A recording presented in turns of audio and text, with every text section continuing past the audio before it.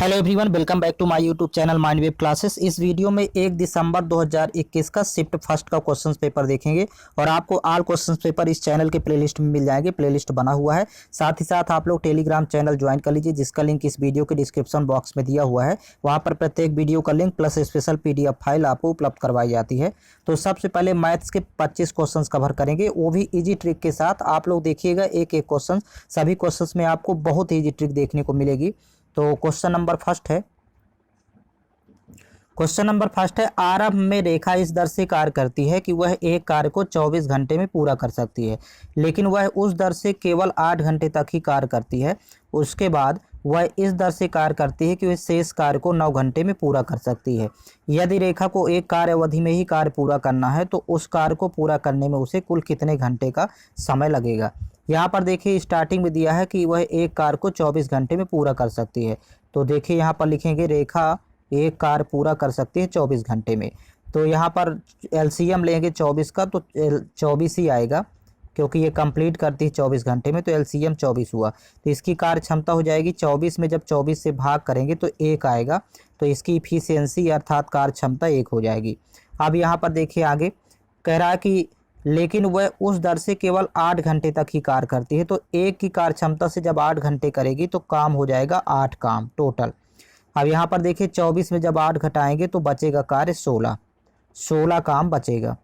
लेकिन कह रहा है कि उसके बाद वह इस दर से कार्य करती है कि शेष कार्य को 9 घंटे में पूरा कर सकती है। अब यहाँ पर पहले शेष कार्य को करने के लिए इफिशियंसी निकालेंगे, कार्य क्षमता क्या होगी।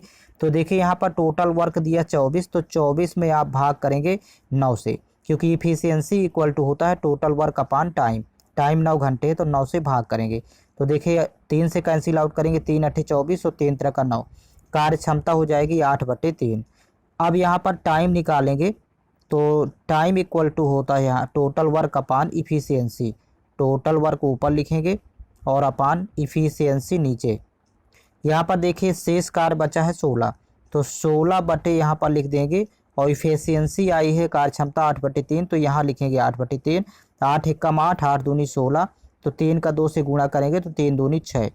शेष कार्य वो 6 घंटे में करेगी। स्टार्टिंग में 8 घंटे उसने कार्य किया है, देखिए यहाँ पर दिया हुआ है 8 घंटे। तो 8 और 6 जब जोड़ेंगे तो टोटल काम समाप्त होगा 14 घंटे में। तो आपको इस तरह सॉल्व करना है, इसका विकल्प फर्स्ट करेक्ट है। नेक्स्ट क्वेश्चन देखिएगा, एक वस्तु को 210.80 में बेचने पर एक व्यक्ति को 15% की हानि होती है। तो 15% की यदि हानि होती है तो यहाँ पर देखिए वस्तु बिकेगी 85%, और 85% की वैल्यू यहाँ पर दिया है 210.80। यहाँ पर लिख लेंगे 210.80। आगे देखिए 9.5% का लाभ प्राप्त करने के लिए उसे इस वस्तु को किस मूल्य पर बेचना चाहिए। यदि लाभ 9.5 का है तो 100 में जब जोड़ेंगे 9.5 तो 109.5 हो जाएगी वैल्यू। 109.5% की वैल्यू यहाँ पर फाइंड करना है। 85% की दिया है। अब देखिए यहाँ पर कैंसिल आउट कर लेंगे पहले 5 से, तो 17 बार जाएगा। 17 पना 85, 5 से इसको भी कैंसिल आउट करेंगे। 5 दूनी 10, 5 एकम 5, फिर 4 45 हुआ, 5 नहीं 45, 21.9 यहाँ पर वैल्यू होगी। फिर 17 से कैंसिल आउट कर देंगे तो यहाँ देखिए 17 एकम 17, फिर यहाँ पर वैल्यू बचेगी 4, 40 हुआ, 17 दूनी 34, फिर 6 68 होगा, 17 चौको 68। 1% की वैल्यू देखिए यहाँ पर दिया है 12.4, तो आपको निकालना है 21.9% की, तो गुणा कर देंगे 12.4 का ही, तो यहाँ पर इसका आंसर आ जाएगा। तो देखिए 9 चौको 36, इकाई में 6 आएगा, जो कि एक ही विकल्प में दिया हुआ है ऑप्शन नंबर बी में। तो इसका दो गुणनफल आप जब निकालेंगे तो 271.56 आएगी वैल्यू, 271.56, यही इसका आंसर हो जाएगा। नेक्स्ट क्वेश्चन देखिएगा,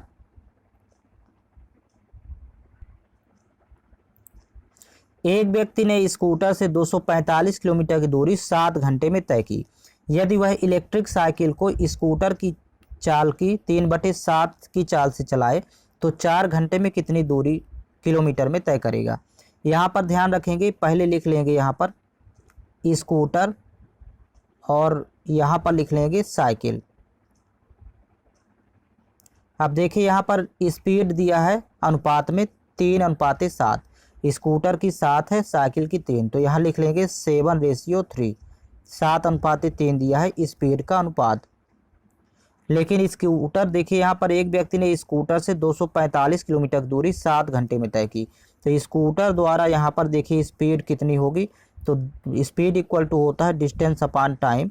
डिस्टेंस दिया है 245 किलोमीटर, तो लिखेंगे ऊपर 245, टाइम दिया है 7 घंटे, नीचे 7, 7 एकम 7, देखिए यहाँ 7 त्रिक 21, फिर 3 35, 7 पना 35, तो स्पीड हो जाएगी स्कूटर की 35 किलोमीटर प्रति घंटा। अब यहाँ पर देखिए 7 बराबर दिया है 35, 7 से बन गया 35, तो 5 का गुणा यहाँ पर किया है, तो यहाँ पर साइकिल की भी स्पीड निकालना है, तो 5 का गुणा करेंगे तो 3 5 15, साइकिल की स्पीड हो जाएगी 15 किलोमीटर प्रति घंटा। अब यहाँ पर फाइंड करना है कि साइकिल द्वारा 4 घंटे में कितनी दूरी तय होगी, तो देखिए डिस्टेंस निकालना है साइकिल वाला, तो डिस्टेंस इक्वल टू होता है स्पीड इंटू टाइम।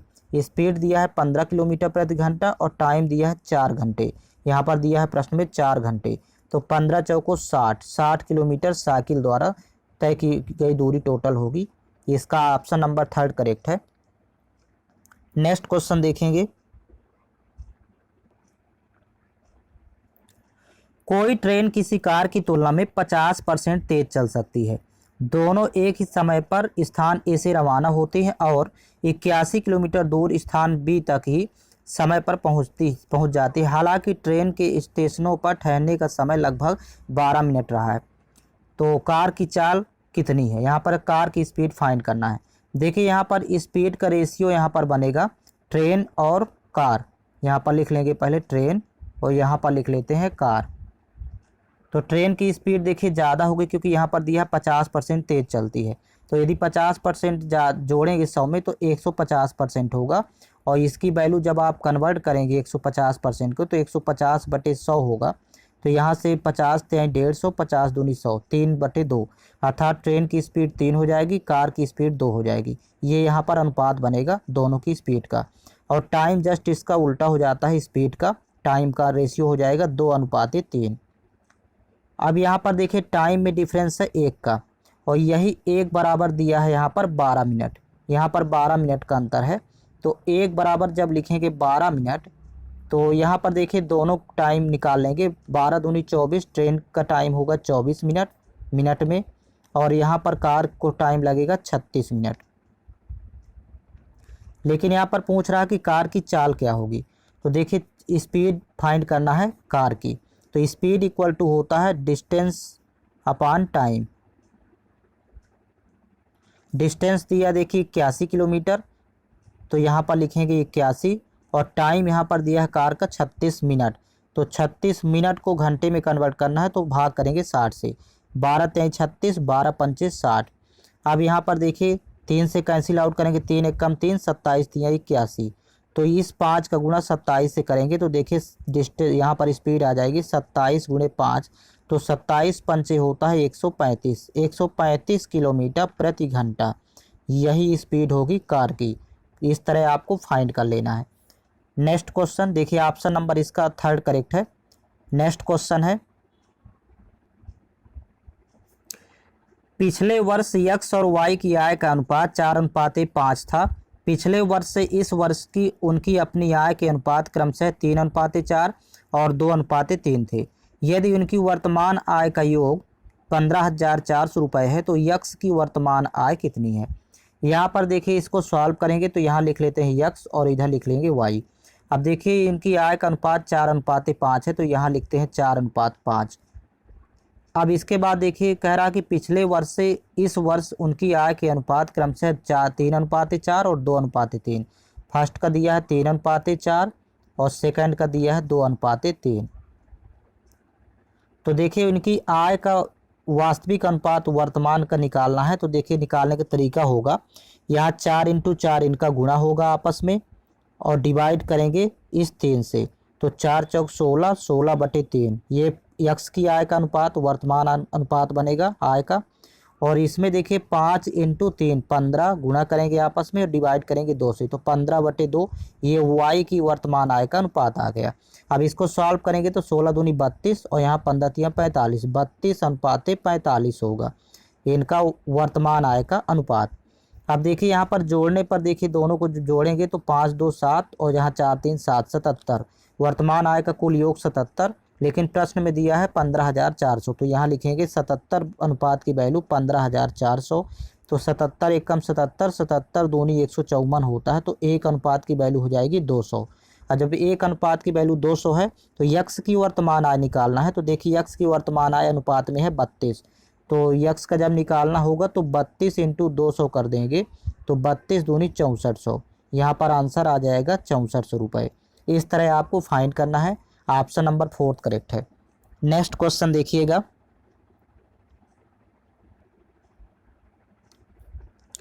हरि ने 2 वस्तुएं ए और बी कुल मिलाकर 1250 रुपये में खरीदी। उसने ए को 20% की हानि पर और बी को 15% के लाभ पर बेचा। यदि बी का विक्रय मूल्य ए के विक्रय मूल्य के दोगुने से 75 रुपये कम था तो ए का क्रय मूल्य रुपये में कितना था।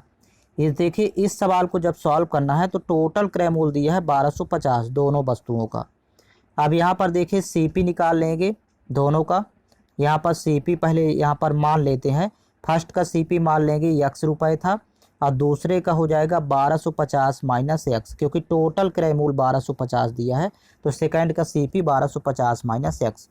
अब कह रहा है कि ए को उसने 20% की हानि पर, तो यदि इसको 20% की हानि पर बेचेगा तो 80% में बिकेगी और 80% की वैल्यू होती है 4/5। जब इसको सॉल्व करेंगे तो एसपी आप सेट करेंगे यहाँ पर तो 4/5x हो जाएगा। इसी तरह यहाँ पर देखिए सेकंड को बेचता है, कह रहा 15% के लाभ पर बेचा बी को, तो 15% का मतलब होता है 115%। और 115% की वैल्यू जब आप सॉल्व करेंगे तो यहाँ पर वैल्यू आएगी 23/20। तो इसका विक्रय मूल्य हो जाएगा 1250 माइनस x ब्रैकेट में लिखेंगे और इंटू हो जाएगा 23/20। ये दोनों का एसपी फाइंड हो गया यहाँ पर। आप कह रहा है अकॉर्डिंग टू क्वेश्चन प्रश्नानुसार यदि बी का विक्रय मूल्य ए के विक्रय मूल्य के दोगुने से 75 कम था, तो ए के विक्रय मूल्य को दोगुना करना है। तो यहाँ पर दोगुना करेंगे तो देखिए 4 में 2 का गुणा करेंगे तो 4 दूनी 8, 8/5x माइनस, और यहाँ पर देखिए बी का विक्रय मूल्य यहाँ लिखा हुआ है 1250 माइनस x इंटू हो जाएगा 23/20, और यही दोनों का डिफरेंस हो जाएगा 75 के। तो आपको इस समीकरण को सॉल्व कर लेना है। जब इस समीकरण को सॉल्व करेंगे तो x की वैल्यू आ जाएगी और x की वैल्यू फाइंड होगी यहाँ पर 550, और यही x की वैल्यू जो 550 है यही ये ए का क्रय मूल्य है, क्योंकि x लेकर के यहाँ पर चले थे। तो इसका ऑप्शन नंबर फर्स्ट करेक्ट है, क्योंकि लास्ट में कह रहा है कि ए का क्रय मूल्य रुपये में कितना था, तो x मान करके चले थे, x की वैल्यू 550 रुपये। नेक्स्ट क्वेश्चन देखेंगे। 2 पाइप ए और बी एक भरे हुए टैंक को क्रमशः 10 मिनट और 15 मिनट में खाली कर सकते हैं। तो यहाँ पर देखिए ए खाली कर सकता है, खाली करने वाला है 10 मिनट में, और बी एक टैंक है वो भी खाली करने वाला है, पाइप है, ये 15 मिनट में टैंक को खाली कर सकता है। जबकि सी अकेले उसी टैंक को 12 मिनट में भर सकता है। एक सी है भरने वाला है, ये 12 मिनट में भर सकता है।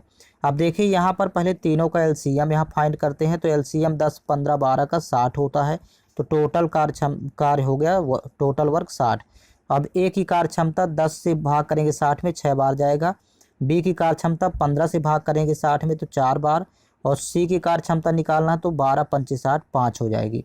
अब यहाँ पर देखिए जब टैंक पूरा भरा होता है तो ए और बी को 4 मिनट के लिए खोला जाता है। तो देखिए ए की कार्य क्षमता है -6 और यहाँ पर ये भी माइनस में आएगा -4, तो टोटल कार्य क्षमता दोनों की हो जाएगी यहाँ पर -10, क्योंकि ए और बी 2 को खोला जाता है तो 4 मिनट के लिए खोला जाता है। तो ये 4 मिनट में खाली कर देंगे 40, यहाँ पर 40 काम माइनस कर देंगे, टोटल वर्क है 60।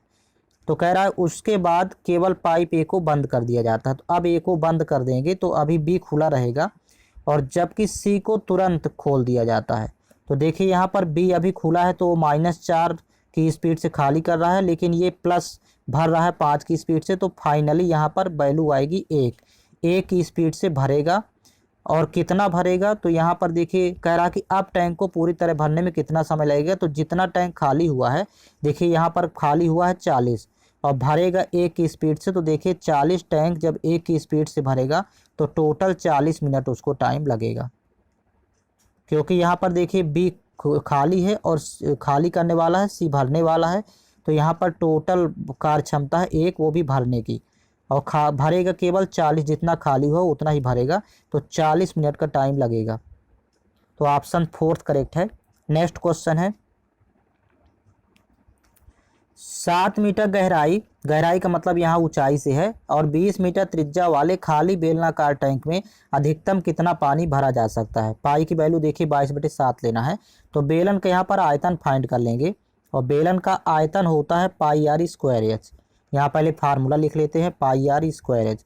अब पाई की वैल्यू 22/7 यहाँ लिखना है, इंटू त्रिज्या 20 मीटर है तो यहाँ लिखेंगे 20 × 20, और ऊंचाई दिया है देखिए 7 मीटर, गहराई का मतलब ऊंचाई है तो यहाँ 7। तो यहाँ से 7 7 कैंसिल आउट हो जाएगा।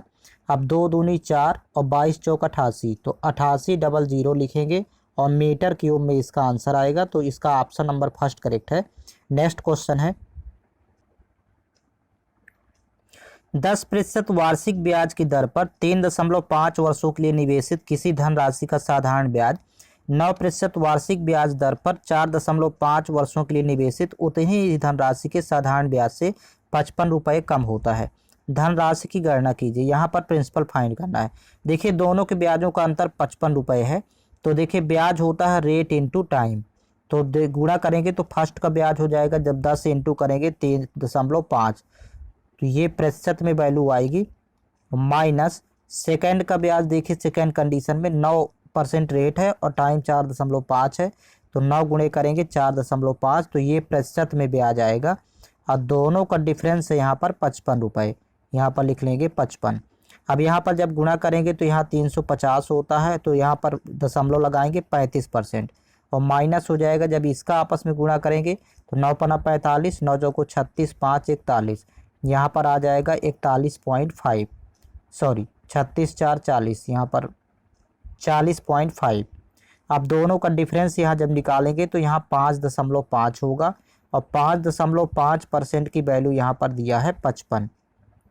तो यहाँ से देखिए दशमलव रिमूव करेंगे तो एक जीरो यहाँ लगाएंगे, 55 × 55, यहाँ भी 55 × 55, 1% की वैल्यू 10 आ गई।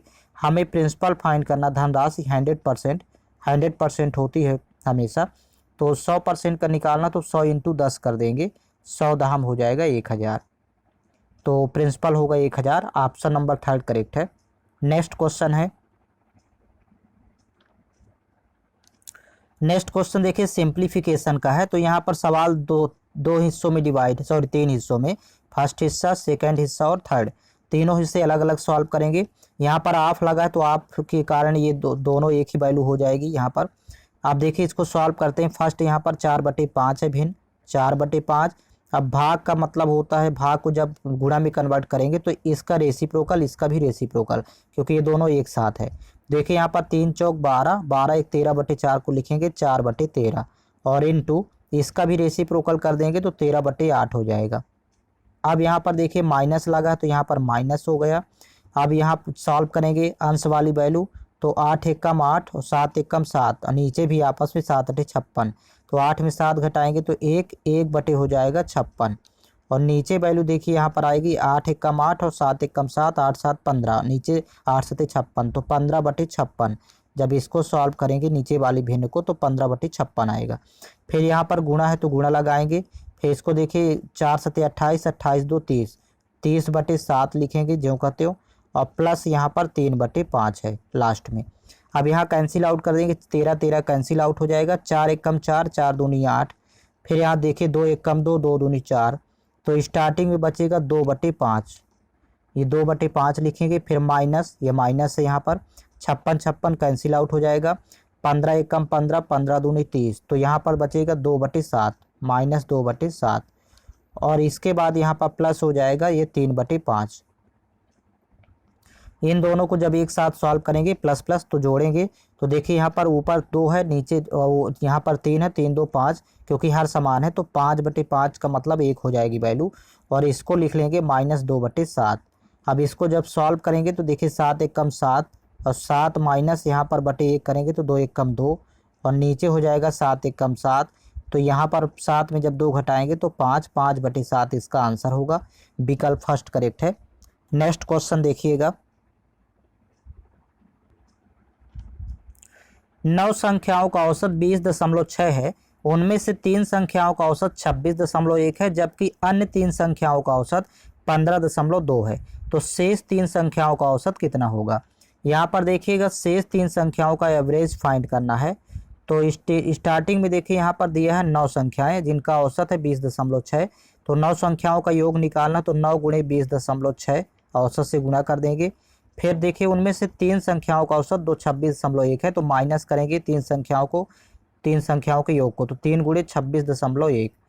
फिर देखिए जबकि अन्य 3 संख्याएं और हैं जिनका औसत 15.2 है, तो उसको भी माइनस करेंगे, तो 3 इंटू 15.2, क्योंकि यहाँ पर शेष संख्याएं तभी बचेगी जब 3 3 6 संख्याएं माइनस करेंगे 9 संख्याओं में, तो 3 संख्याएं बचेंगी, तो बटे कर देंगे 3। अब यहाँ पर कैंसिल आउट करेंगे, 3 एक कम 3, देखिए 3 3 9, यहाँ से 3 3 कैंसिल आउट हो जाएगा 3 से। अब जो वैल्यू बची तो उसको लिखेंगे यहाँ पर, देखिए 3 इंटू 20.6 करेंगे तो यहाँ पर वैल्यू आएगी 61.8। यहाँ पर मल्टीप्लाई कर लेंगे और माइनस हो जाएगा, यहाँ पर देखिए 26.1 और 15.2 जब जोड़ेंगे तो माइनस का आएगा यहाँ पर 41.3, दोनों जुड़ जाएगा।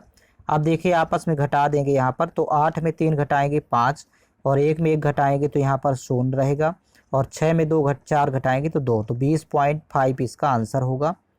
तो इसका ऑप्शन नंबर 3 करेक्ट है। नेक्स्ट क्वेश्चन देखेंगे। 273, 312 और 351 का महत्तम समापवर्तक अर्थात HCF यक्स है, तो यक्स का मान रिक्त स्थान के बीच होगा। यहाँ पर सबसे पहले देखिए 273 3 संख्याएं हैं, तो लिख लेंगे यहाँ पर, 273, 312, 351 तीनों संख्याओं का HCF फाइंड करना है। देखिए HCF अंतर बीच से निकालते हैं, सबसे न्यूनतम अंतर इन दो संख्याओं के बीच में है। तो यहाँ पर देखिए 11 में 2 घटाएंगे 9 और 4 में 1 घटाएंगे 3, 39 का डिफरेंस आएगा। तो इसके फैक्टर कर लेंगे तो 3 इंटू 13, 13 3 39।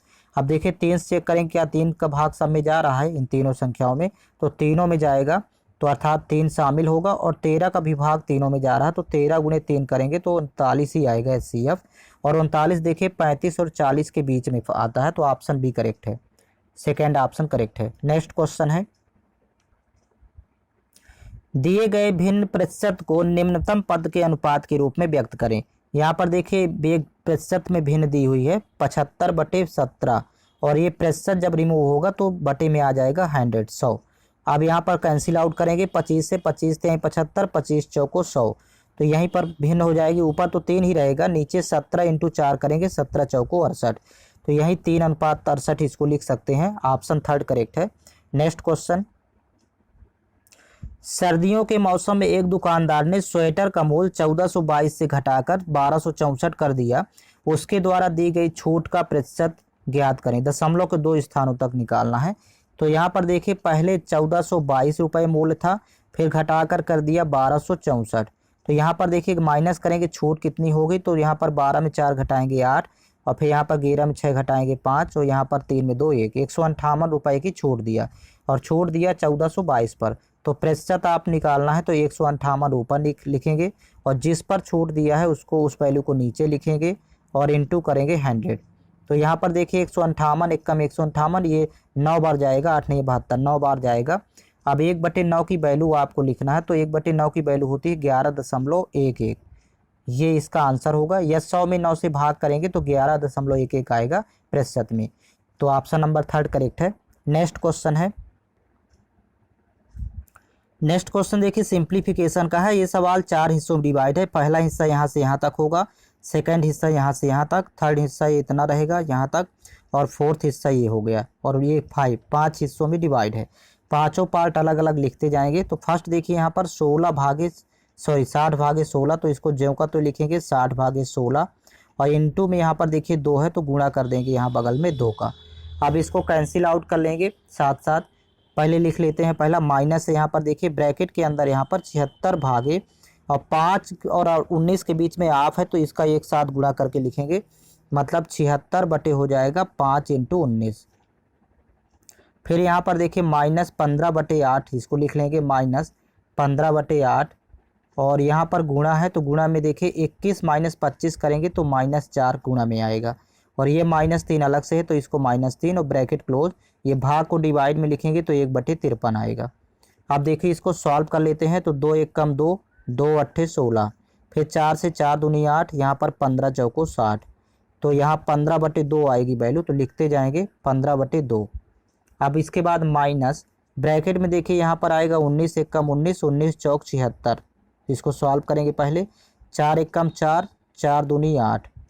अब यहाँ पर देखिए 4/5 हुआ फर्स्ट, यहाँ पर लिख लेंगे 4/5 और यहाँ माइनस माइनस हो जाएगा प्लस, और ये फिर माइनस है ऑलरेडी यहाँ पर, सॉरी ये अलग से ये पद लिखा हुआ है तो ये माइनस माइनस प्लस पहले यहाँ लिख लेंगे। अब यहाँ पर 15/2 बचेगी वैल्यू तो यहाँ लिखते हैं 15/2, और ये माइनस का 3 है तो इसको भी यहाँ साइड में लिखेंगे -3। ये पूरा ब्रैकेट पहले सॉल्व करना होगा, इंटू 1/53 लिखा है। अब देखिए यहाँ पर इसके हर समान कर लेते हैं। 5 2 का एलसीएम 10 है तो इसके बटे में तो 1 है, तो 10 बनाना है तो यहाँ पर 2 का गुणा करेंगे, यहाँ पर भी 2 का गुणा करेंगे।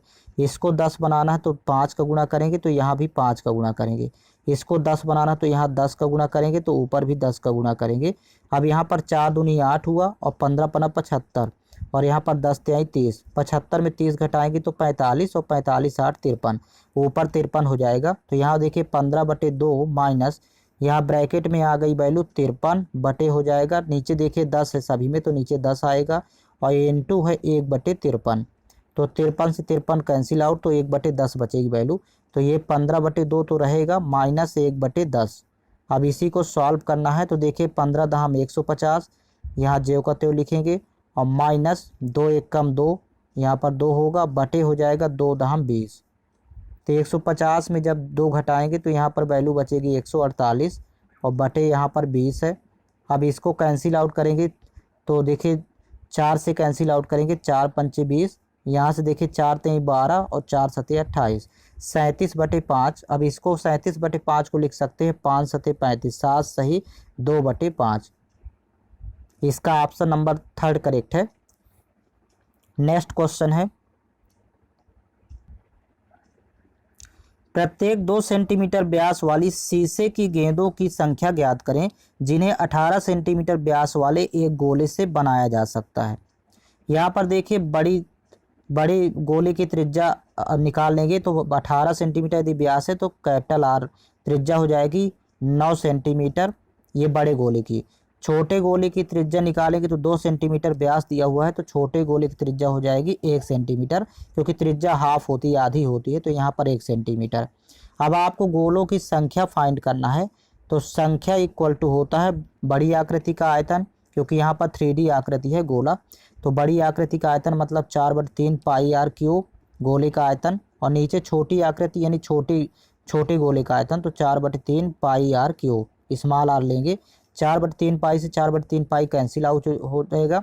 अब यहाँ पर देखिए कैपिटल आर दिया है यहाँ पर 9, तो 9 क्यूब यानी 9 गुणे 9 गुणे 9 3 बार करेंगे, और नीचे स्मॉल आर क्यूब है तो स्मॉल आर की वैल्यू 1 है तो 1 गुणे 1 गुणे 1, तो नीचे 1 लिखने की जरूरत नहीं है, 9 का घन हो जाएगा 729, तो संख्या आ जाएगी 729। आपको इसी तरह फाइंड करना है, ऑप्शन फर्स्ट करेक्ट है।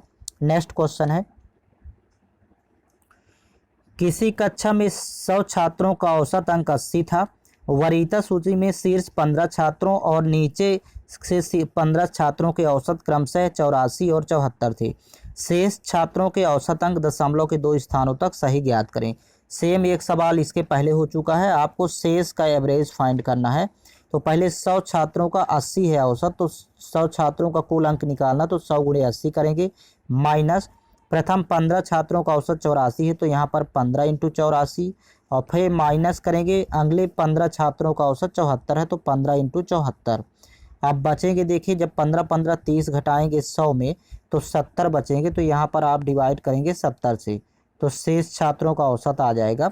अब यहाँ पर देखिए गुणा कर लेंगे तो 80 गुणे 100 करेंगे तो 8000, और फिर माइनस यहाँ पर दोनों का आपस में गुणा करके और सॉरी दोनों से 15 कॉमन ले लेते हैं, तो 15 इंटू, अब 84 में जब 74 घटाएंगे तो यहाँ पर वैल्यू बचेगी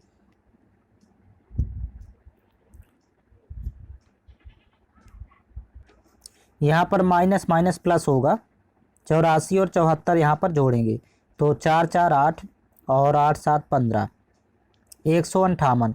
अब 15 इंटू जब 158 करेंगे तो यहाँ पर वैल्यू प्राप्त हो जाएगी 15 इंटू 158 2370।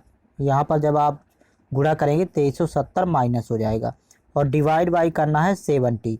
अब देखिए यहाँ पर घटा लेते हैं आपस में, तो जब घटाएंगे तो 5630 यहाँ प्राप्त होगा और डिवाइड करना है आपको 70 से, तो 0 0 कैंसिल आउट हो जाएगा।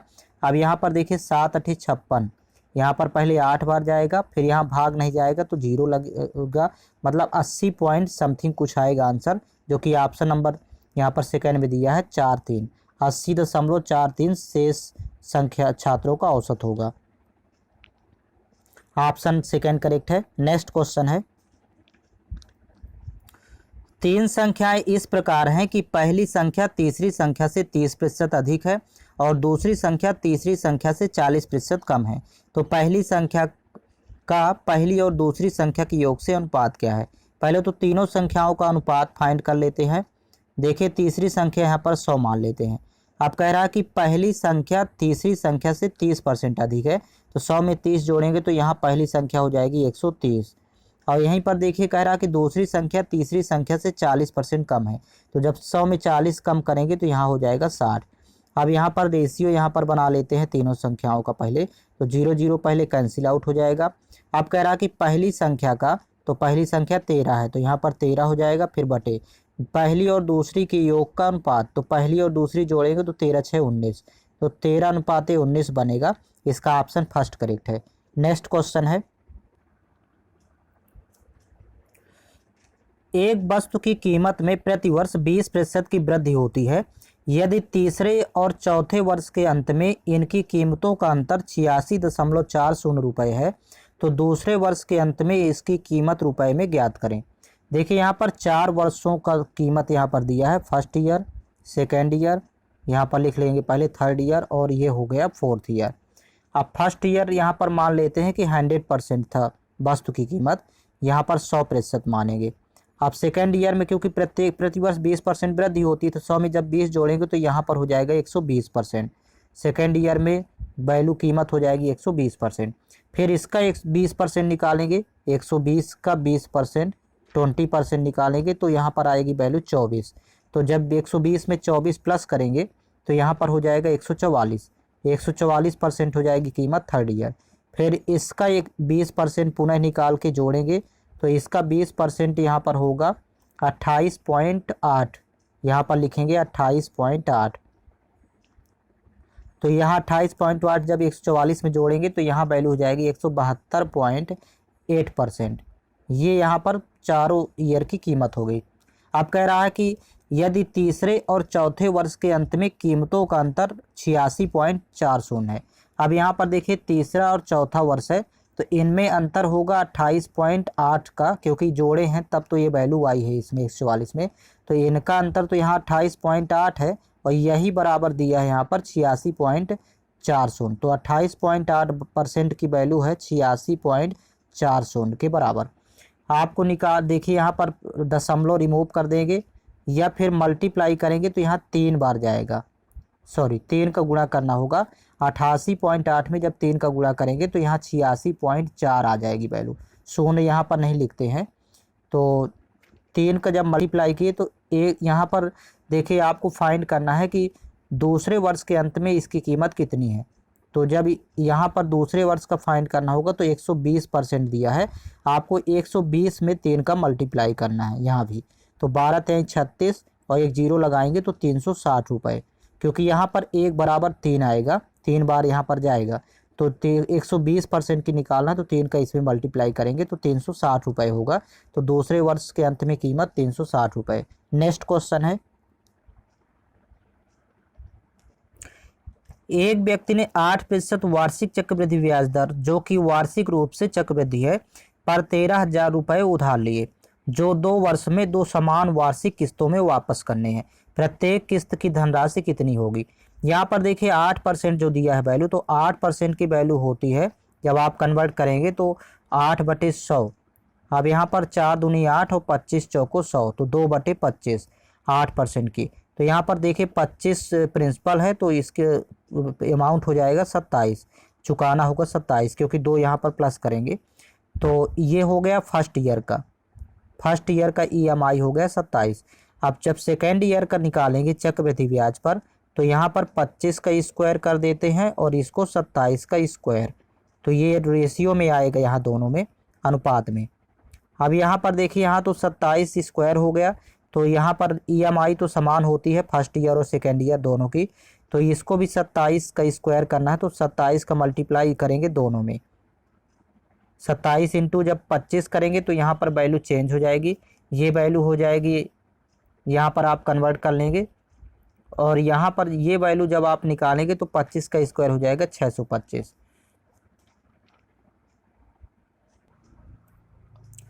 यहाँ पर आप दोनों को जब जोड़ेंगे, सॉरी ये इस वैल्यू को और आप इस वैल्यू को जब आप प्लस करेंगे तो यहाँ पर वैल्यू हो जाएगी 1300, जो कि प्रिंसिपल है।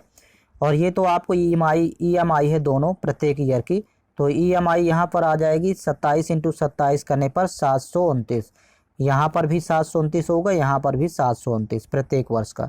लेकिन यहाँ पर प्रिंसिपल है टोटल 1300, और यही 1300 वैल्यू दिया है 13,000 रुपये की, क्योंकि यहाँ अनुपात में तो 1300 है बराबर 13,000। तो 1 अनुपात की वैल्यू जब आप निकालेंगे, 0 0 कैंसिल आउट, 13 1 कम 13, यहाँ भी 13 1 कम 13, 1 अनुपात की वैल्यू 10 हो गई। तो आपको EMI देना है प्रत्येक ईयर का, तो 729 एक वर्ष का यहाँ पर निकाल लेते हैं, तो 7290। तो फर्स्ट ईयर में 7290, सेकेंड ईयर में भी 7290, तो प्रत्येक किस्त की धनराशि 7290 रुपये होगी। ऑप्शन फर्स्ट करेक्ट है। आप यहाँ भी सेकेंड भी निकालेंगे तो 10 का गुणा करेंगे तो यहाँ भी 7290 आएगा। नेक्स्ट क्वेश्चन देखेंगे। एक दुकानदार 2 जोड़ी जूते समान मूल्य पर खरीदता है, अर्थात यहाँ पर देखिए CP इक्वल है, क्रय मूल्य बराबर है, यह और उनमें से एक जोड़ी को 15% लाभ पर और दूसरे को 5% हानि पर बेचता है। यदि उनके विक्रय मूल्यों में 140 रुपये का अंतर है, तो इस पूरे सौदे में उसे कितना लाभ हुआ। यहाँ पर ध्यान देंगे, पहले लिखेंगे फर्स्ट, यहाँ पर देखिए वस्तु है, पहली वस्तु कह रहा पहली वस्तु को 15% लाभ पर बेचता है, तो 100 की वस्तु यदि 15% लाभ पर बेचेगा तो 115 में बिकेगी। यहाँ पर अब देखिए इसका CP SP का रेशियो आ जाएगा, देखिए 5 से कैंसिल आउट करेंगे तो 20 बार जाएगा, यहाँ 5 से कैंसिल आउट करेंगे 23 बार, अर्थात यहाँ अनुपात बन जाएगा 20:23। ये हो गया CP और SP का रेशियो। खरीदा 20 में और बेच रहा है 23 में। अब यहाँ पर देखिए सेकेंड वस्तु का इसी तरह निकाल लेंगे। सेकेंड को कह रहा है कि 5% हानि पर बेचता है, तो यानी 100 की वस्तु 90 में बेचेगा, सॉरी 95 में, 5% हानि। 5 से कैंसिल आउट करेंगे 20 पंचे 100, 19 पना 95, तो यहाँ पर रेशियो बन जाएगा 20:19 का, मतलब CP SP का रेशियो 20:19। अब देखिए दोनों वस्तुओं का क्रय मूल्य समान है, तो यहाँ पर तो क्रय मूल्य समान है, तो यहाँ टोटल क्रय मूल्य हो जाएगा 20 20 40, और यहाँ पर टोटल विक्रय मूल्य हो जाएगा 9 3 12 और 2 1 3 3 1 4 42। तो देखिए लाभ तो 2 का हो रहा है, यहाँ पर 40 में खरीद के 42 में बेच रहा है, लेकिन कह रहा है कि उनके विक्रय मूल्यों में 140 का अंतर है। तो यहाँ पर विक्रय मूल्यों में देखिए अंतर है यहाँ पर 4 का, और 4 अनुपात की वैल्यू दिया है 140, तो आपको निकालना है 2 अनुपात की, तो इसका हाफ कर देंगे, तो जब 2 अनुपात की निकालेंगे तो 70 रुपये हो जाएगा, तो अर्थात लाभ 70 रुपये का होगा। ऑप्शन नंबर 4 करेक्ट है। नेक्स्ट क्वेश्चन देखेंगे। 6 कमीजों के अंकित मूल्य 8400 पर 12.5% की छूट है। यहाँ पर देखिए 4900 में कितनी कमीज खरीदी जा सकती हैं। सवाल बहुत ही ईजी है। पहले 12.5% की वैल्यू यहाँ पर देखिएगा, 12.5% 1/8 होता है, भिन्न में आप कन्वर्ट करेंगे, मतलब 8 की वस्तु 7 में बेचेगा, क्योंकि छूट दे रहा है 12.5%, और ये वैल्यू 1 हो गई। 8 यहाँ पर था, 1 की छूट देगा तो 7 में बेचेगा, तो ये रेशियो बन जाएगा। अब यहाँ पर 8 बराबर वैल्यू दिया है 8400, क्योंकि प्रारंभिक मूल्य है 8 बराबर 8400, तो यहाँ पर देखिए आपको 7 बराबर फाइंड करना है। 8 एकम 8, यहाँ पर भाग नहीं जाएगा, 8 पंचे 40, 1 0, ये 1 बराबर 1050। तो आपको 7 बराबर निकालना है, तो 7 इंटू कर देंगे 1050। तो यहाँ पर देखिए 7 पना 35, यहाँ पर भाग 0 3 हुआ, 7 एकम 7, 7350 रुपये हो जाएगा। और ये 7350 6 कमीज़ों की कीमत है, क्योंकि 6 कमीज़ों का अंकित मूल्य यहाँ पर खरीदा 7350 6 कमीज़ों को। अब कह रहा है कि यहाँ पर 4900 में कितनी खरीदेगा, तो यहाँ लिख लेते हैं वैल्यू 4900। अब यहाँ पर आपको फाइंड करना है कि यहाँ कितनी खरीदेगा। पहले तो 0 0 कैंसिल आउट कर लेते हैं यहाँ पर। फिर देखिए 7 से 7 सता 49, और यहाँ पर 7 से 7 एकम 7, फिर भाग नहीं जाएगा, 7 पना 35, फिर 35 से 35 दूनी 70, और 35 तिहाई 105 होता है। अब देखिए 3 से 6 बनाना, तो 2 का गुणा करेंगे, 3 दूनी 6, तो यहाँ पर भी 2 का गुणा कर देंगे, तो 2 दूनी 4, तो 4900 में 4 कमीज़ें खरीदेगा। आपको इस तरह सॉल्व करना है सवाल को। ऑप्शन नंबर इसका 4th करेक्ट है। नेक्स्ट क्वेश्चन है, यदि 0.25 अनुपाते यक्स समानुपाते 5 अनुपाते 6 हो, तो यक्स का मान इनमें से कितने के बराबर होगा। यहाँ पर डायरेक्ट पहले लिख लेते हैं 0.25, और यहाँ पर रेशियो का मतलब होता है बटे, यक्स हो जाएगा। फिर यहाँ पर प्रोपोर्शन है समानुपात, तो इसका मतलब इक्वल, 5/6 यहाँ पर लिखेंगे। आप केवल कैंसिल आउट करना है, तो दशमलव जब रिमूव करेंगे तो नीचे आ जाएगा 100। अब यहाँ पर देखिए 5 एकम 5, 5 पचम 25, तो अब यहाँ पर कैंसिल आउट हो जाएगा, पहले गुणा कर लेंगे 5 इंटू 6 का, और यहाँ 100 यक्स का 1 से गुणा करेंगे, तो ये तो 100 यक्स ही रहेगा, और 5 इंटू 6 करेंगे तो 5 6 का 30।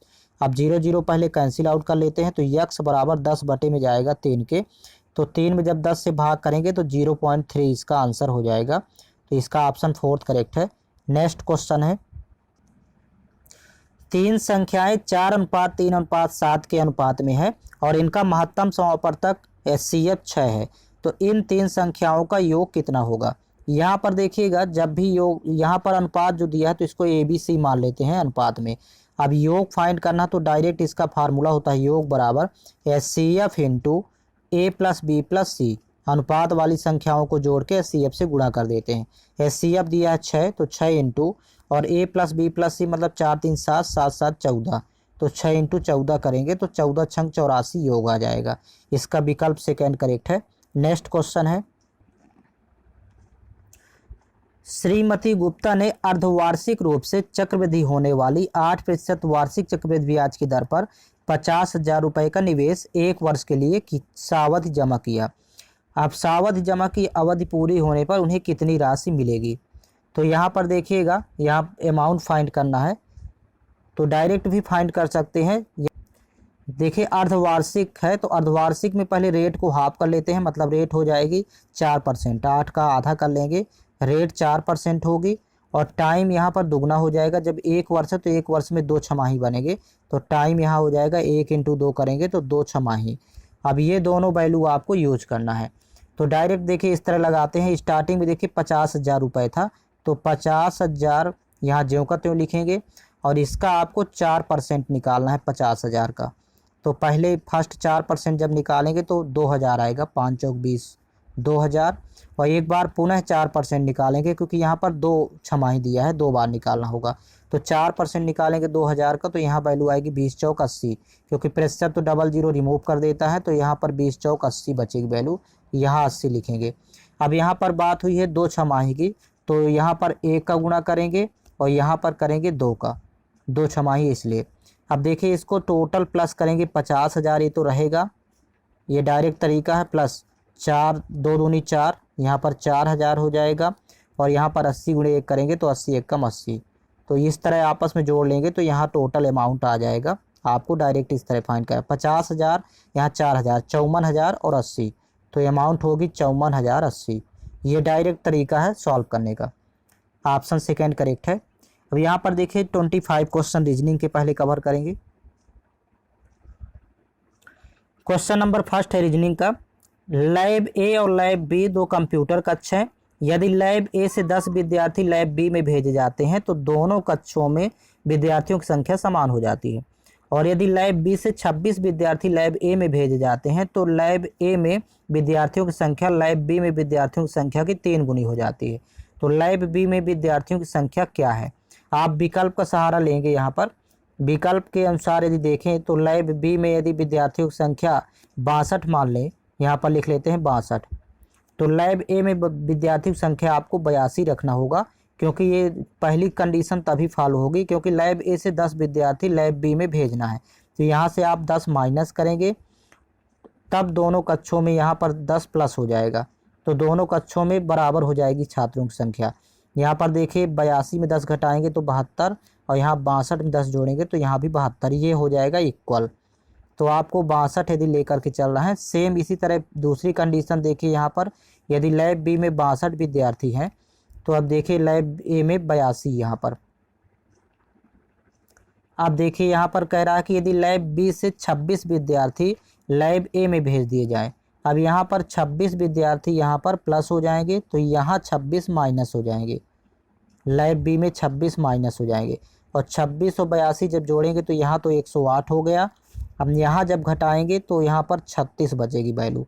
अब क्या कह रहा है कि लैब ए में विद्यार्थियों की संख्या ये जो हो गई, लैब बी में विद्यार्थियों की संख्या की 3 गुनी हो जाती है। तो देखिए क्या 36 का 3 गुना है 108, तो यहाँ पर देखिए 36 3 108, अर्थात ये 62 ही वैल्यू लेकर के चलना होगा। विकल्प का आपको सहारा लेना है। नेक्स्ट क्वेश्चन देखिएगा, दिए गए पैटर्न का ध्यानपूर्वक अध्ययन करें और उस संख्या का चयन करें जो प्रश्नवाचक चिन्ह के स्थान पर आ सकती है। यहाँ पर देखिएगा फर्स्ट यहाँ पर 5 है और यहाँ 8 है और ये 189 है।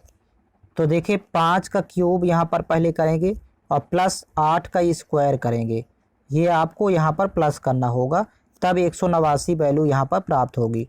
5 क्यूब 125 होता है और यहाँ पर 8 का स्क्वायर 64 होता है। 25 और 125 64 जोड़ने पर 189 वैल्यू आ जाती है।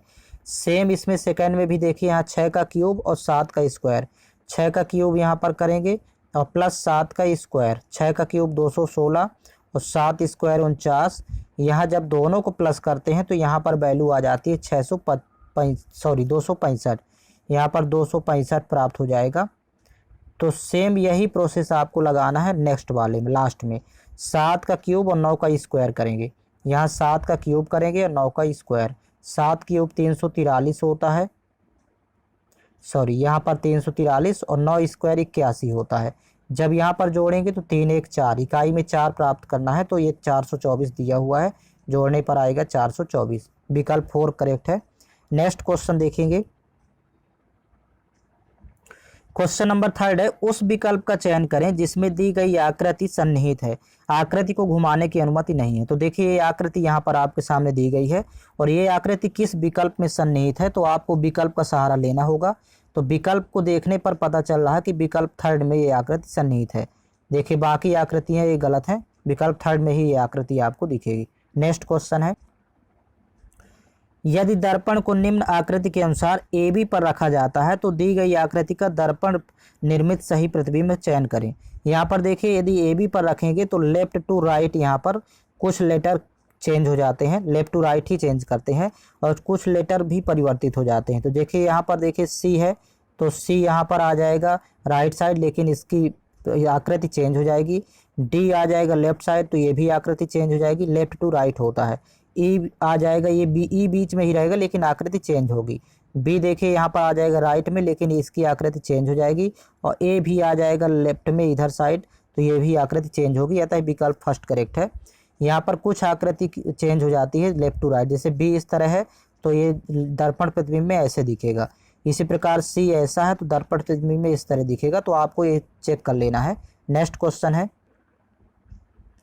यदि a प्लस बी का अर्थ है ए बी का पिता है, a@b का अर्थ है ए बी का भाई है, a एंड b का अर्थ है ए बी की पुत्री है, तो निम्नलिखित व्यंजक के अनुसार p का भी से क्या रिश्ता है या p का भी से क्या संबंध है। देखिए जो व्यंजक दिया है इसके अकॉर्डिंग आपको डायग्राम तैयार करना है, ऊपर दी गई जानकारी को ध्यान में रखते हुए। देखिए s प्लस p, जब प्लस लगा हो देखिए 2 के बीच में, तो फर्स्ट सेकंड का पिता है, अर्थात यस p का पिता है।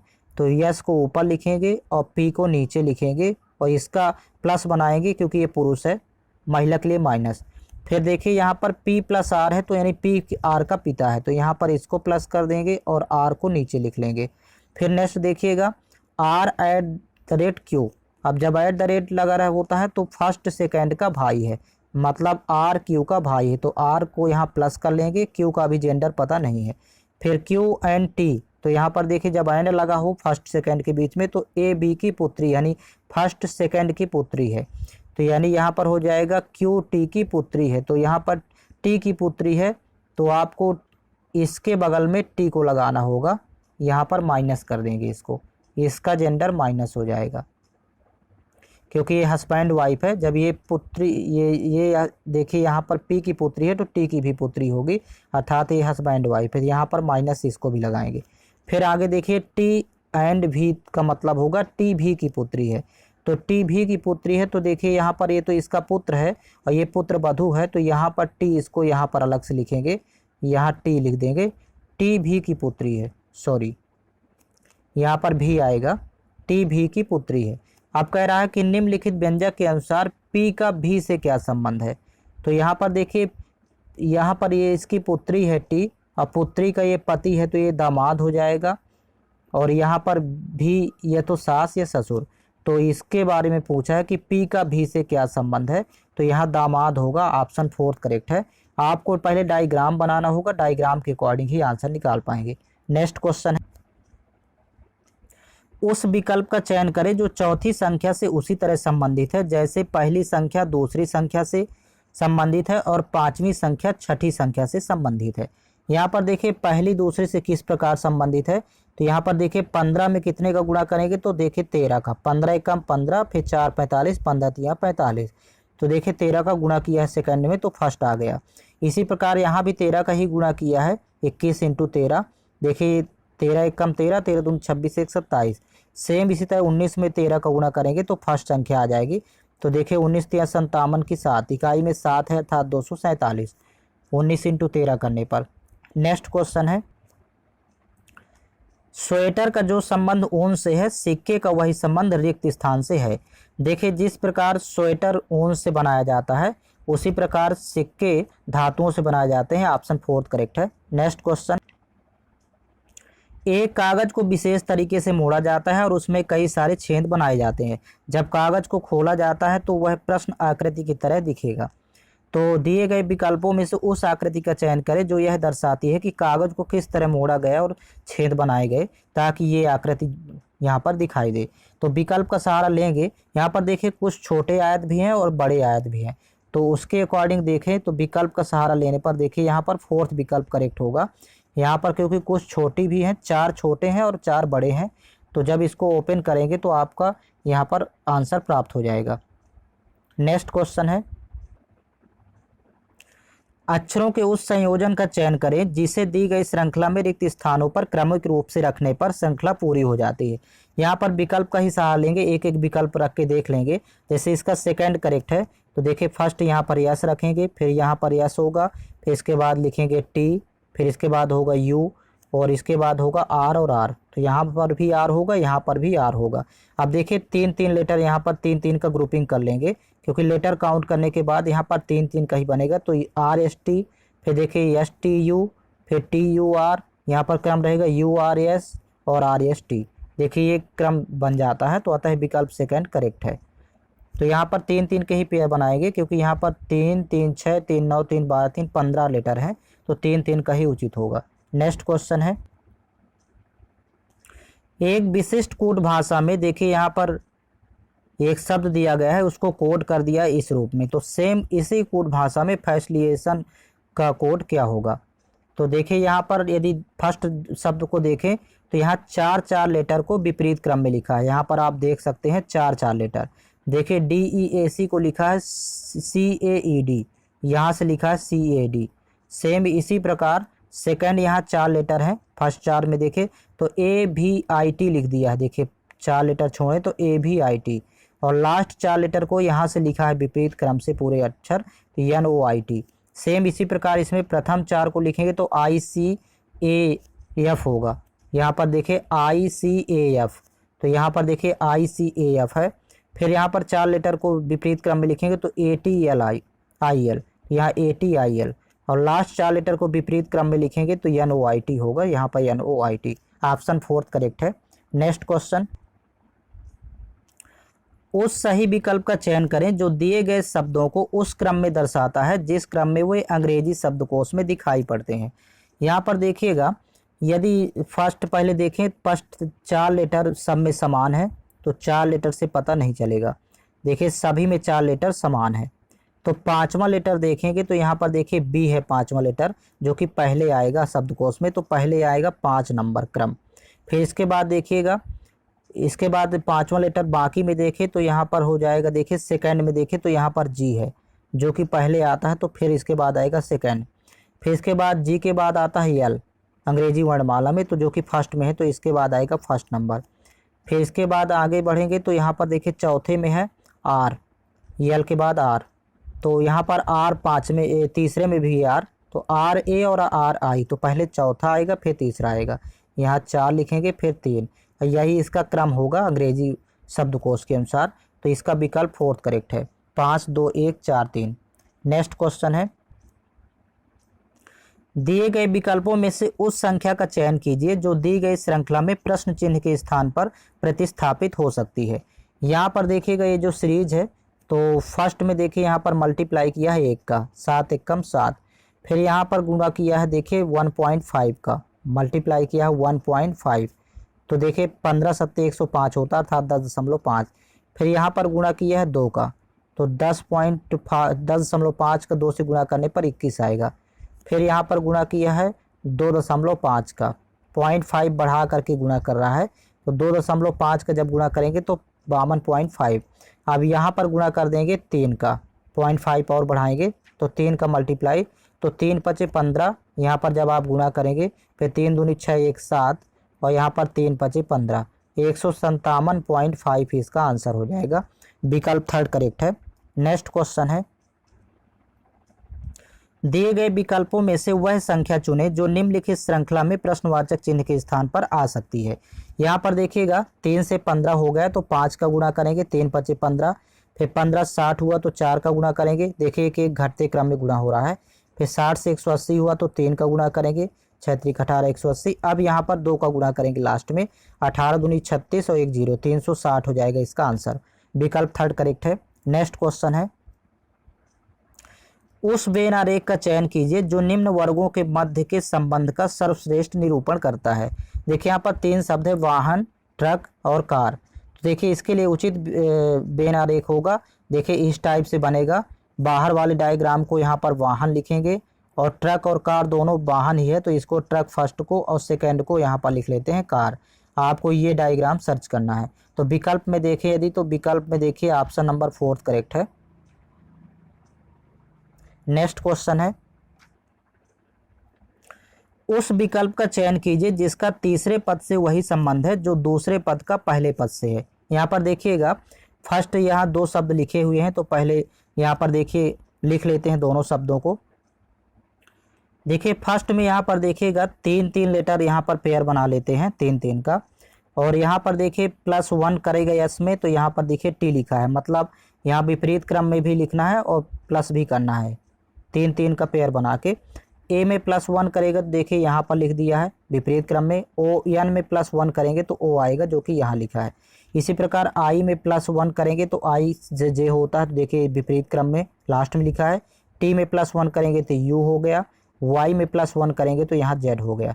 तो 3 का पेयर बनाएंगे 3 का, और प्लस करके विपरीत क्रम में भी लिखना है। इसी तरह इसमें 3 का जोड़ा बनाएंगे 3 के, और यहाँ पर +1 करेंगे तो यहाँ पर देखिए, और यहाँ भी +1 यहाँ भी +1। तो जब यस में +1 करेंगे तो पहले टी आएगा, पहले इसको लिखेंगे, फिर ओ में +1 करेंगे तो पी आएगा, और एफ में 1+ करेंगे तो जी आएगा, तो टी पी जी। फिर इसके बाद देखिएगा टी में +1 करेंगे यहाँ पर, ई में भी +1, आर में +1, तो आर में +1 करेंगे तो आर यस होता है, ई में +1 करेंगे तो एफ होगा, और टी में +1 करेंगे तो यू। यही इसका आंसर हो जाएगा। आपको प्लस भी करना है, विपरीत क्रम में भी लिखना है। तो ऑप्शन नंबर यहाँ पर इसका सेकंड करेक्ट है। नेक्स्ट क्वेश्चन, क्वेश्चन नंबर 16 है, 4 अक्षर समूह दिए गए हैं जिनमें से 3 किसी प्रकार से समान है और उनमें से एक भिन्न है। उस भिन्न अक्षर समूह का चयन करें। यहाँ पर देखिएगा 16 से देखिए यहाँ पर 22 हो गया, तो 16 6 22 प्लस 6, और 22 से 25 हुआ तो प्लस 3, सॉरी माइनस 3, यहाँ पर 22 से 25 सॉरी प्लस 3 होगा, 22 3 25। यहाँ पर देखिएगा 6 से 12 हुआ तो प्लस 6, अब 12 से 15 हुआ प्लस 3, प्लस 6 प्लस 3 का क्रम है। यहाँ पर देखिए 7 से 13 हुआ तो प्लस 6 तो यहाँ पर है, लेकिन 13 से यहाँ 17 हो गया तो प्लस 4 हो गया, तो ये यहाँ पर भिन्न है, क्योंकि यहाँ पर देखिए 12 6 18 प्लस 6 और 18 3 21 प्लस 3, बाकी में प्लस 6 प्लस 3 का क्रम है सेकंड को सॉरी थर्ड को छोड़कर। नेक्स्ट क्वेश्चन है, देखिए नीचे दो कथन दिए गए हैं और साथ में दो निष्कर्ष है, तो आपको पता करना कौन से निष्कर्ष दिए गए कथनों का अनुसरण करते हैं। कुछ टैबलेट स्मार्टफोन है, फर्स्ट कथन है, तो यहाँ पर कुछ टैबलेट स्मार्टफोन है, तो आपको इस तरह डायग्राम बनाना होगा, यहाँ टैबलेट और ये स्मार्टफोन, SP लिख लेंगे स्मार्टफोन को। फिर कह रहा सभी स्मार्टफोन मोबाइल फ़ोन है, तो सभी स्मार्टफोन मोबाइल फ़ोन है, तो यहाँ पर इस तरह ऊपर से जाएगा मोबाइल फ़ोन हो जाएगा MP। अब इसके बाद देखिए निष्कर्ष पढ़ेंगे, तो कह रहा कि कुछ मोबाइल फ़ोन टैबलेट हैं, देखिए कुछ मोबाइल फ़ोन टैबलेट है, ये देखिए कट कर रहा है कुछ पार्ट को, तो ये करेक्ट है फर्स्ट निष्कर्ष। और कुछ मोबाइल फ़ोन स्मार्टफोन है, तो यहाँ पर भी देखिए कुछ मोबाइल फ़ोन स्मार्टफोन है, तो यहाँ पर अंदर की ओर आ रहा है, तो अंदर की तरफ बाहर से अंदर में कुछ की कंडीशन फॉलो होती है, अर्थात सेकंड भी निष्कर्ष करेक्ट है, तो ऑप्शन सेकंड करेक्ट होगा। निष्कर्ष 1 और 2 दोनों अनुसरण करते हैं। नेक्स्ट क्वेश्चन है, एक ही पासे की दो अलग अलग स्थितियां दर्शाई गई हैं, जिनके 6 पृष्ठों पर 1 से लेकर 6 तक की संख्या अंकित की गई है, उस संख्या का चयन करें जो 6 वाले पृष्ठ के विपरीत पृष्ठ पर होगी। ऐसे सवाल को लगाने के लिए सबसे पहले दोनों में कॉमन देखते हैं कौन सा अंक है, तो देखिए यहाँ पर 5 है, यहाँ भी 5 है, तो 5 दोनों के लिख लेंगे। अब फर्स्ट पासे में देखिए एंटी क्लॉकवाइज चलेंगे तो पहले 3 आएगा, तो यहाँ पर पहले 3 लिखते हैं, और इसके बाद 2 आएगा, तो यहाँ 2। इसी तरह सेकंड में भी एंटी क्लॉकवाइज चल देंगे, क्लॉकवाइज चलें चाहे एंटी क्लॉक, तो देखिए फर्स्ट 1 आएगा पहले, तो यहाँ 1 लिखेंगे, और यहाँ पर 4 आएगा 4, लेकिन चलना एक ही डायरेक्शन में है दोनों पासों में। अब देखिए यहाँ पर 3 के विपरीत में तो 1 होगा, 2 के विपरीत में 4 होगा, ये आपस में विपरीत सतह पर होंगे, और 5 के विपरीत में जो बचा है तो वो होगा, तो अर्थात 6 हो जाएगा, बचा अंक है 6, तो इसका तो ये 6 वाले के विपरीत पूछा है, तो इसलिए 5 हो जाएगा, 5 के विपरीत 6 या 6 के विपरीत 5, ऑप्शन 4 करेक्ट है। नेक्स्ट क्वेश्चन है, 6 का भी ABCDE और F एक घेरे में एक दूसरे के सामने केंद्र की ओर मुंह करके बैठे हैं। यहाँ पर पहले 6 की कंडीशन यहाँ पर बना लेते हैं, देखिए ऐसे डायग्राम बनेगा 6 के लिए, और केंद्र की ओर मुंह करके बैठे हैं। आगे देखिए A E के सामने बैठा है, तो E को यहाँ पर ऊपर लिख लेते हैं, A को नीचे, ये आमने सामने है। F E के पास में बैठा है, तो F को या तो यहाँ पर बैठाएंगे, अभी फिक्स नहीं है, या तो F यहाँ बैठेगा, E के पास में ही बैठा है। तो आगे देखिए A C के पास में बैठा है, तो A को C के पास में बैठा, तो या तो C यहाँ पर होगा या C यहाँ पर होगा, अभी कंफर्म नहीं है। अब नेक्स्ट देखिए B D के ठीक दाएं बैठा है, अब B D के ठीक दाएं बैठा है, तो यदि यहाँ पर D को बैठा दें तो यहाँ पर B बैठेगा। अब आगे देखिए C B के सामने बैठा है, अब C को B के सामने बैठाना, तो देखिए यहाँ पर ये मिस्टेक हो गया, यहाँ पर देखिए कह रहा था कि B D के ठीक दाएं बैठा है, तो अब यहाँ D बैठाएंगे और यहाँ पर B, क्योंकि कह रहा कि C B के सामने बैठा है, तो B के सामने C बैठा, तो C यहाँ कन्फर्म हो गया। अब आगे देखिए B के बाएं 5वें स्थान पर कौन बैठा है, F की जगह ये हो जाएगी यहाँ पर। अब B के बाएं चलना है 5वें स्थान, तो पहला दूसरा तीसरा चौथा पाँचवा, पाँचवा यहाँ पर देखिए, यहाँ पर देखिएगा बाएं कह रहा है इधर साइड चलेंगे, ये होता है दायां, ये इसको कैंसिल आउट करते हैं, तो देखिए 1 2 3 4 5, यहाँ पर E बैठा है B के बाएं 5वें स्थान पर, ऑप्शन 4 करेक्ट होगा। नेक्स्ट क्वेश्चन है, अर्पिता चेतन इंसिया लोहिता मानवी और युक्ति किसी गोल मेज के परितः केंद्र की ओर मुँह करके बैठे हैं, तो यहाँ पर देखिए यहाँ 6 व्यक्ति फिर से हो गए, सेम वही डायग्राम बनेगा यहाँ पर।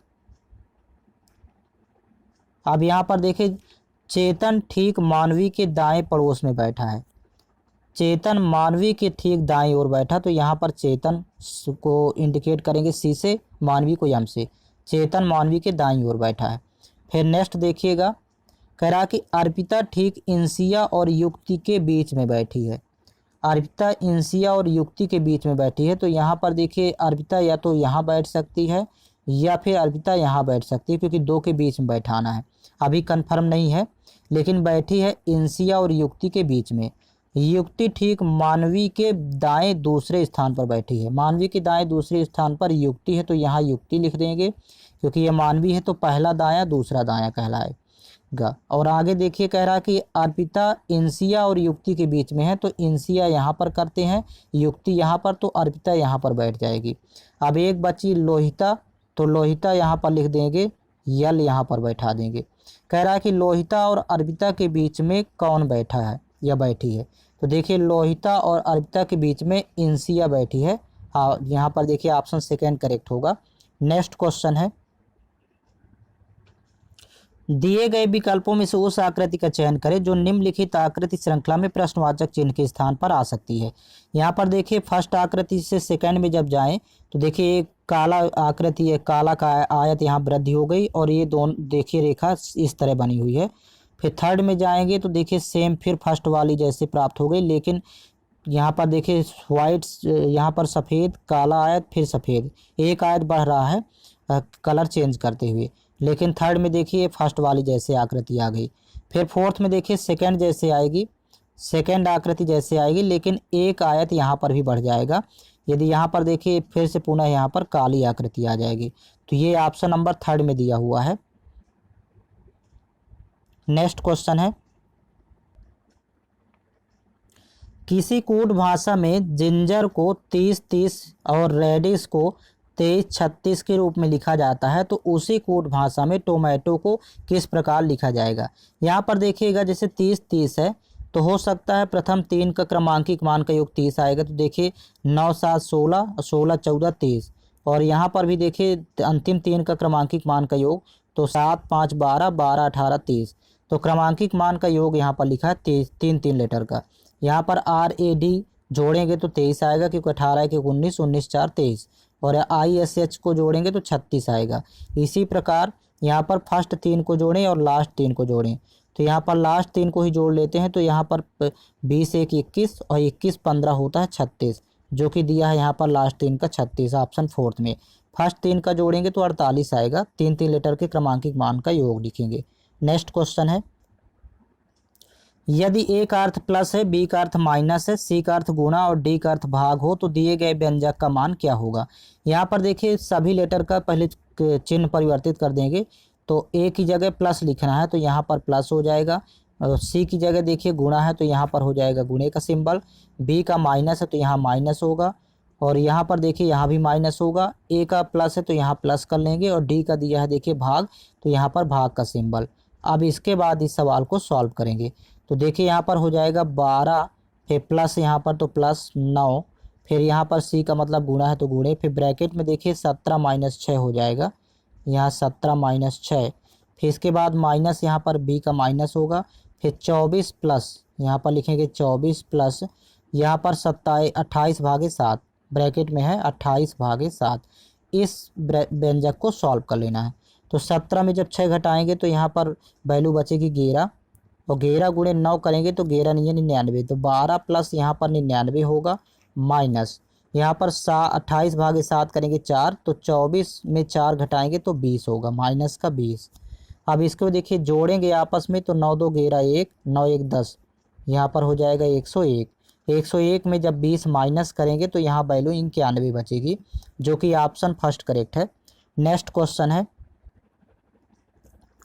क्वेश्चन नंबर 24, एक निश्चित कूट भाषा में जॉम्बी को BEIMOZ लिखा जाता है और फ्लेक्स को EFLX लिखा जाता है, तो उसी कूट भाषा में प्रोडक्ट को किस प्रकार लिखा जाएगा। यहाँ पर देखिएगा जॉम्बी का कोड दिया हुआ है BEIMOZ, अब ये देखिए लिख दिया है अल्फ़ाबेटिकल आर्डर, तो यहाँ पर देखिए अल्फ़ाबेटिकल आर्डर होता है, अल्फ़ाबेटिकल आर्डर, अल्फ़ाबेटिकल ऑर्डर का मतलब होता है यहाँ पर सबसे पहले ए आता है अल्फ़ाबेट में, फिर इसके बाद बी, फिर इसके बाद सी, ऐसे क्रम से जेड तक लिखते हैं, ये होता है अल्फ़ाबेटिकल ऑर्डर। तो देखिए यहाँ पर जॉम्बी का जब कोड लिखेंगे तो सबसे पहले आएगा बी, फिर इसके बाद आएगा ई, फिर आई, फिर एम, फिर ओ, फिर जेड आएगा।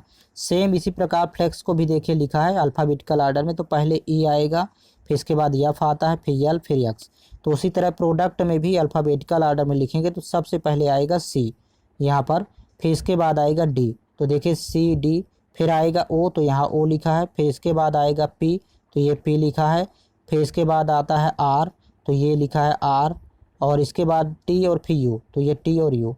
इस तरह से ऑप्शन फर्स्ट करेक्ट होगा। नेक्स्ट क्वेश्चन है क्वेश्चन नंबर 25। दिए गए विकल्पों में से उस अक्षर समूह का चयन कीजिए जो निम्न श्रृंखला में प्रश्नवाचक चिन्ह के स्थान पर आ सकता है। यहाँ पर देखिएगा श्रृंखला देखें तो फर्स्ट लेटर को ही पहले देखेंगे, तो देखिए 17 से 21 हुआ यानी +4 किया है फर्स्ट लेटर में, 21 यहाँ पर देखिए, फिर यहाँ पर 17 4 21 +4 किया है, फिर 21 से 25 हुआ तो +4 किया है, तो फिर 25 में फिर +4 करेंगे तो नेक्स्ट लेटर आ जाएगा। तो देखिए यहाँ पर 25 4 होता है 29, 29 का मतलब यहाँ सी होता है, क्योंकि 25 से 1 26 और फिर इसके बाद 3 बचे तो सी क्रमांक होगा। फिर यहाँ पर देखिए 18 4 22, 22 4 26, 26 में 4 जोड़ेंगे तो डी, और फिर इसके बाद 4 जोड़ेंगे तो 8 होगा, अर्थात एच हो जाएगा। फिर यहाँ पर देखिए 22 से यहाँ पर हो गया 26, 4 जोड़ने पर, फिर 4 जोड़ा तो फिर 4 यहाँ पर डी हो गया, फिर 4 जोड़ा तो 8 हो गया, फिर 8 4 12 होता है, अर्थात यल हो जाएगा। CHL इसका आंसर होगा। +4 सभी लेटर में करना है, ऑप्शन सेकंड करेक्ट है। इसका जीके और हिंदी आपको चैनल के प्लेलिस्ट में मिल जाएंगे। इस चैनल के प्लेलिस्ट में टॉपिक वाइज आपको हिंदी और जीके उपलब्ध करवाया गया है। साथ ही साथ आप लोग टेलीग्राम चैनल ज्वाइन कर लीजिए, जिसका लिंक इस वीडियो के डिस्क्रिप्शन बॉक्स में दिया हुआ है, वहाँ पर PDF फाइल आपको उपलब्ध हो जाती है।